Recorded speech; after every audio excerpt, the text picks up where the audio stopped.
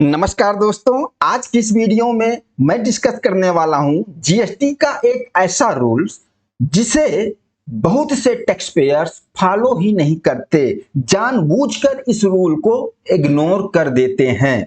लेकिन अगर आपका ऑडिट हो रहा है तो जीएसटी ऑफिसर इस रूल की वजह से आपके ऊपर लायबिलिटी निकाल देते हैं। ये कौन सा रूल है? मैं बात कर रहा हूं जीएसटी रूल 37। अच्छा, ये रूल कहता क्या है? यह रूल आपसे आईटीसी रिवर्स करने के लिए बोलता है। जैसे 17(5) में हम आईटीसी रिवर्स करते हैं, उसी तरीके से इस रूल में भी आईटीसी रिवर्स करने की बात करता है। लेकिन इस रूल को हम एग्जाम्पल के साथ समझते हैं कि कब रिवर्स करना होता है, किस तरीके से रिवर्स करना होता है और क्यों नहीं रिवर्स किया जाता है। देखिए, एक एग्जाम्पल लेते हैं। सबसे पहले इस रूल के बारे में समझ लेते हैं कि यह रूल बोलता क्या है।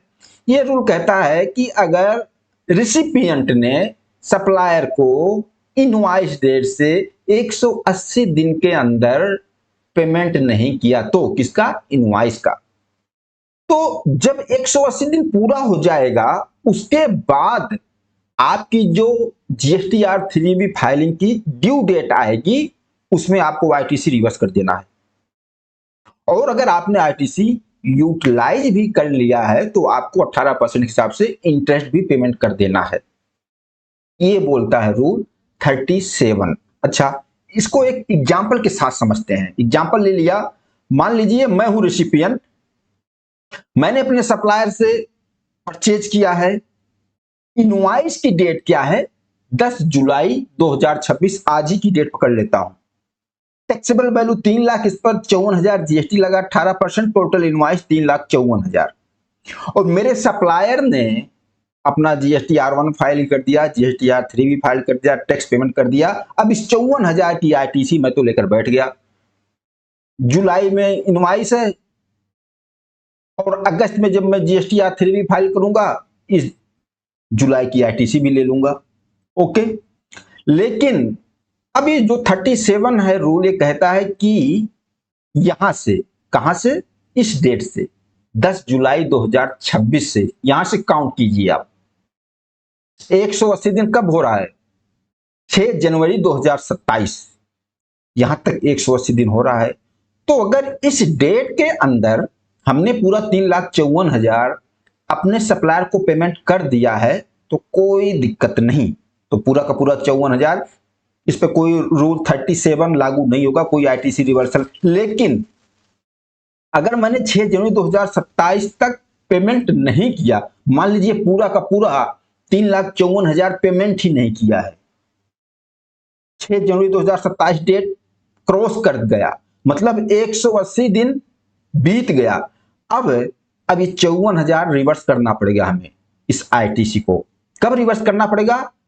जो ये जहां 180 दिन पूरा हुआ 6 जनवरी 2027, यहां पूरा हो, इसके बाद हम GSTR3 भी कब फाइल करेंगे? तो इसके बाद तो 20 जनवरी, इसके बाद 20 जनवरी डेट आएगी GSTR3 भी, तो 20 जनवरी को ही हमें 54,000 की आरटीसी रिवर्स कर देना है। अच्छा, मान लीजिए कि हमने पार्ट में कुछ पेमेंट कर दिया, 6 जनवरी तक 354 देना था, पूरा पेमेंट नहीं किया। 10 दिसंबर 2026 को मैंने 3 लाख पेमेंट कर दिया।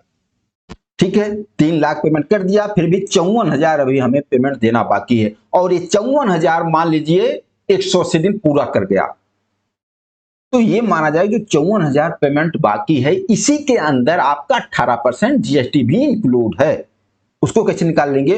अब मान लीजिए बैलेंस 54,000 पेंडिंग है, तो हम क्या करेंगे?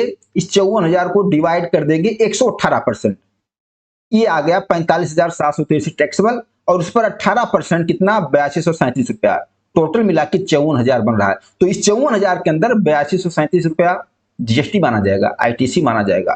तो हम आईटीसी रिवर्स कर देंगे 8237 रुपए। कब? अब मान लीजिए 6 जनवरी को 180 दिन पूरा हुआ और इसके बाद 20 जनवरी 2027 को इस 3B में मैं 8237 रुपया क्या कर दूंगा? रिवर्स कर दूंगा। किसके हिसाब से? रूल 37 के हिसाब से। और अगर हमने ये जो 54,000 आईटीसी लिया था, ये सब आईटीसी मैंने यूटिलाइज कर लिया था, तो फिर इंटरेस्ट भी देना पड़ेगा। जिस डेट को यूटिलाइज किया है और जिस डेट को रिवर्स कर रहा हूं उतना इंटरेस्ट भी देना पड़ेगा। इंटरेस्ट जो पेमेंट कर देंगे वो तो हमारा हमें वापस नहीं मिलेगा, लेकिन जब हम अपनी पार्टी को, अपने सप्लायर को 54,000 पेमेंट कर दूंगा, उसके बाद फिर मैं जो आईटीसी रिवर्स किया हूं ना, इसको रिक्लेम कर लूंगा। पेमेंट करने के बाद रिक्लेम कर लूंगा। ओके।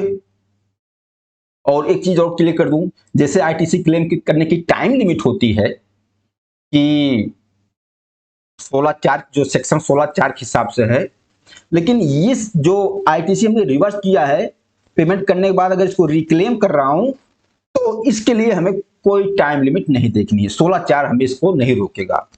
ओके। और आईटीसी क्लेम करने पेमेंट पार्टी को पेमेंट करने के बाद आप रिक्लेम कर सकते हो, कभी भी रिक्लेम कर सकते हो। इसमें टाइम का कोई बाउंडेशन नहीं है, 16(4) का कोई बाउंडेशन नहीं है। लेकिन ये जो रिवर्स मैंने बताई 37 के हिसाब से, मुझे उम्मीद है कि 37 रूल बहुत अच्छी तरीके से क्लियर हो गया। अब एक बात बताओ, मैंने अभी पहले क्यों बताया कि बहुत से टैक्स पेयर इस रूल को फॉलो ही नहीं करते। एक बात बताओ, मान लीजिए अब मैंने अपनी जो पार्टी को पेमेंट ही नहीं किया, अपनी पार्टी को, अपने सप्लायर को नहीं पेमेंट किया, तो मैं इतना ईमानदार हूं कि मैं गवर्नमेंट को 54,000 सामने से बोलूंगा भैया मैं आईटीसी रिवर्स कर रहा हूं? कोई नहीं करता। ज्यादातर लोग करते ही नहीं। हाँ करते हैं, लेकिन ज्यादातर लोग नहीं करते इस आईटीसी को रिवर्स। चल रहेगा, किसी को पकड़ में भी नहीं आएगा।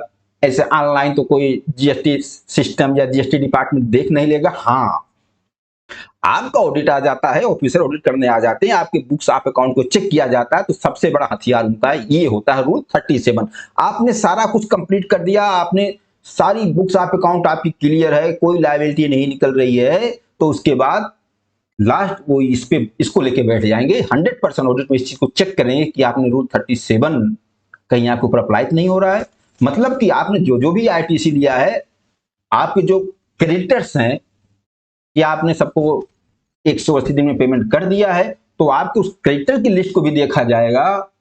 उसमें देखा जाएगा कि आपने किसको किसको पेमेंट कर दिया है। अगर कर दिया तो कोई दिक्कत नहीं, लेकिन अगर उन क्रेडिटर्स में 180 दिन के ऊपर कोई पेमेंट आ रही है और आपने नहीं किया, तो उन सब का हिसाब लगा के उसके ऊपर जीएसटी की लायबिलिटी, आईटीसी रिवर्सल, इंटरेस्ट लगा के आप ऊपर पेनाल्टी बना देंगे। ऑडिट में आप इससे नहीं बच सकते हो। ये ऑफिसर जरूर देखेंगे, 180 दिन वाला जरूर देखेंगे। इसलिए आप भी इस पर हैबिट डालिए। अगर इस तरीके से आपके पास 37 के अंदर कोई रिवर्सल आ रहा है तो रिवर्स कर दीजिए, नहीं तो ऑडिट में 100% आपके ऊपर रिवर्सल आएगा ही और इंटरेस्ट भी देना पड़ेगा। ओके। अच्छा, किसके ऊपर ये रूल 37 किस परचेज के ऊपर नहीं लगेगा? जैसे आपने परचेज किया है, आपने उस परचेज पर आरसीएम के अंदर टैक्स पेमेंट किया है, तो जो आपकी इनवार्ड सप्लाई है जिस पर आपने आरसीएम में जीएसटी पेमेंट किया है, उस पर 180 दिन पेमेंट वाला रूल नहीं लगेगा। मतलब रूल 37 अप्लाई नहीं होगा। अच्छा, जो और को डिस्टिंक्ट पर्सन मतलब जो शेड्यूल 1 में कवर होते हैं, अगर इस तरीके की ट्रांजैक्शन है तो इस पर भी 180 दिन पेमेंट वाला रूल लागू नहीं होगा। मतलब 37 इसमें भी लागू नहीं होगा। मुझे उम्मीद है कि रूल 37 का एक एक पॉइंट आप समझ गए होंगे। कुछ नहीं, यही है 180 दिन पेमेंट वाला। और मुझे पता है प्रैक्टिकल लाइफ में कोई इसको फॉलो करता ही नहीं है, बिल्कुल इग्नोर करते हैं। लोगों को पता भी है रूल 37 के हिसाब से आईटीसी रिवर्स होगा, अपने पार्टी को 180 दिन के बाद भी पेमेंट नहीं करते, लेकिन आईटीसी 1 रुपया नहीं रिवर्स करते। लेकिन ऑडिट के टाइम तो जरूर पकड़ा जाएगा 100%, क्योंकि रूल है, रूल को तो फॉलो करना ही पड़ेगा। दोस्तों, इस तरीके से जीएसटी को बहुत ही सिंपल तरीके से सेक्शन वाइज, रूल वाइज समझने के लिए आप चैनल को सब्सक्राइब करें। इस वीडियो के बारे में बताएं, वीडियो आप लोगों को कैसा लगा। नमस्कार।